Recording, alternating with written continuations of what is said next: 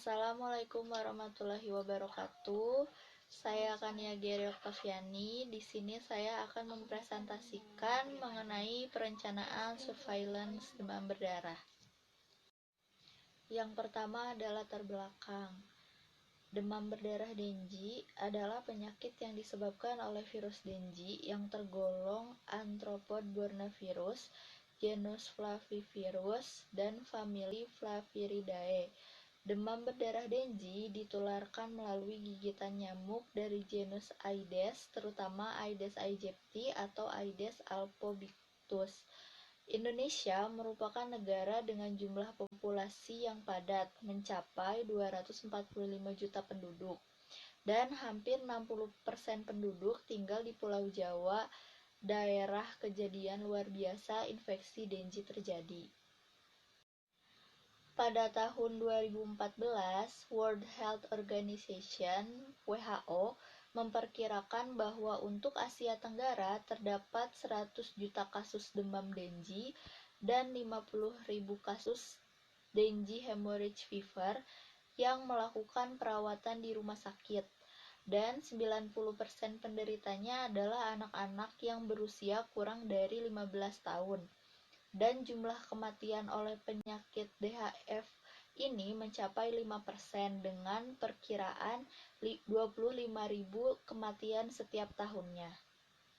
Selanjutnya, tujuan surveillance demam berdarah yang pertama, memprediksi dan mendeteksi dini kejadian luar biasa. Yang kedua, menyediakan informasi epidemiologi yang pekat terhadap perubahan yang terjadi dalam pelaksanaan program pemberantasan. Yang ketiga, menentukan prioritas kebijaksanaan, perencanaan, pelaksanaan, dan penggerakan sumber daya program. Yang keempat, monitoring, evaluasi, atau peningkatan program pemberantasan penyakit. Yang kelima, alat dalam mengambil keputusan masalah kesehatan. Yang keenam, memantau kasus dan kematian akibat demam berdarah dan efektivitas dari program pengendalian. Selanjutnya, definisi kasus demam berdarah. Yang bisa dikatakan sebagai suspek DBD yaitu orang yang bertempat tinggal atau pernah berpergian ke daerah endemik Dengue, kemudian mengalami demam mendadak dan sakit kepala di dahi, nyeri di bagian mata, nyeri otot dan sendi, kemudian timbul ruam, dan uji tourniquet positif. Kemudian untuk probable DBD, untuk kasus DHF yaitu trombositnya kurang dari 100.000 mili kubik. Sedangkan untuk Dengue shock syndrome, kasusnya dengan kenaikan hematokrit 25% atau lebih. Sedangkan untuk confirm DBD itu didapatkan kenaikan titer antibodi imunoglobin G dan imunoglobin M dari pemeriksaan serologi berpasangan.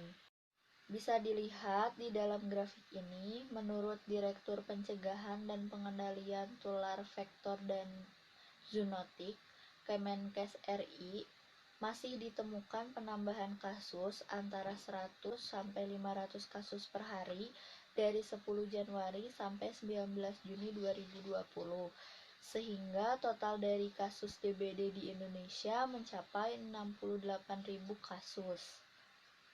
Selanjutnya ada sumber data yang berasal dari yang pertama rumah sakit.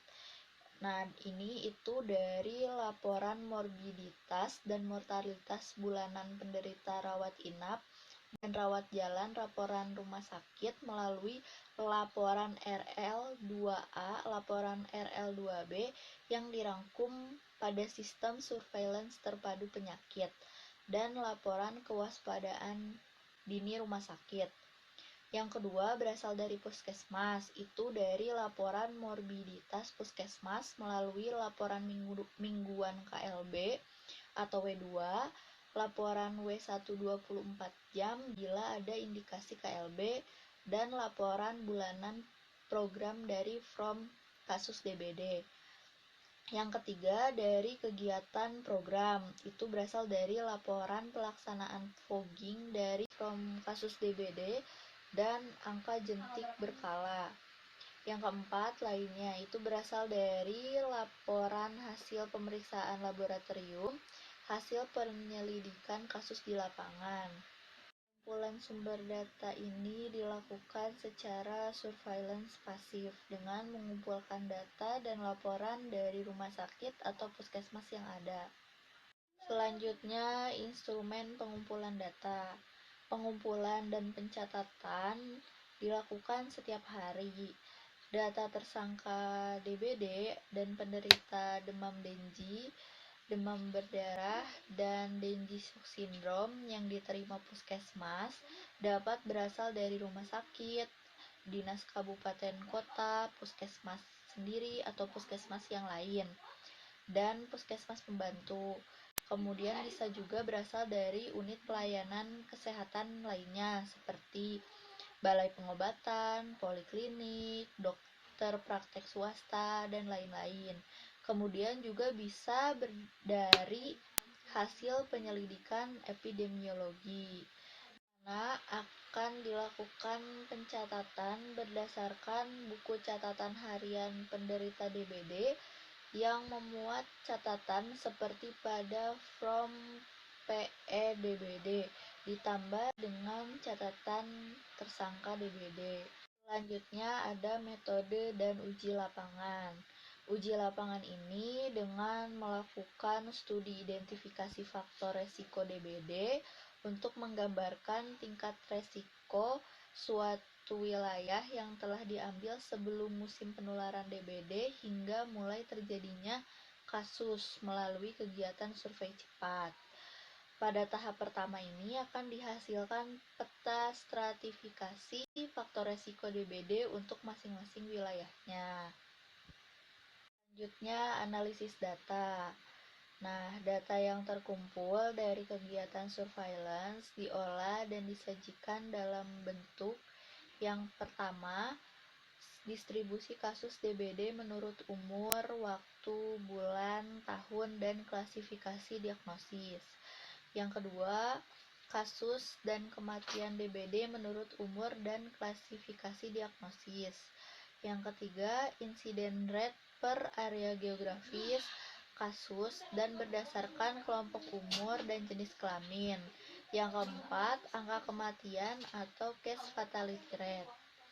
Selanjutnya, tahap diseminasi. Nah, diseminasi informasi ini akan berupa yang pertama, laporan mengenai kejadian DBD yang bersumber dari surveillance DBD dan penelitian.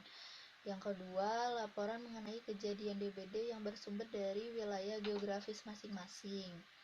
Yang ketiga, itu ada buletin epidemiologi surveillance DBD. Selanjutnya, metode monitoring dan evaluasi. Monitoring dan evaluasi akan dilaksanakan setiap 1 bulan sekali selama 6 bulan setelah implementasi. Instrumen monitoring dan evaluasi terkait dengan yang pertama, kegiatan surveillance dapat mendeteksi kecenderungan yang mengidentifikasi perubahan dalam kejadian kasus penyakit DBD. Yang kedua, tujuan dari kegiatan surveillance itu sendiri. Yang ketiga, informasi tentang besarnya morbiditas dan mortalitas yang berhubungan dengan kejadian penyakit DBD di wilayah tersebut. Yang keempat, efektivitas pengendalian program. Mungkin cukup sekian presentasi dari saya. Mohon maaf apabila ada salah kata. Wassalamualaikum warahmatullahi wabarakatuh.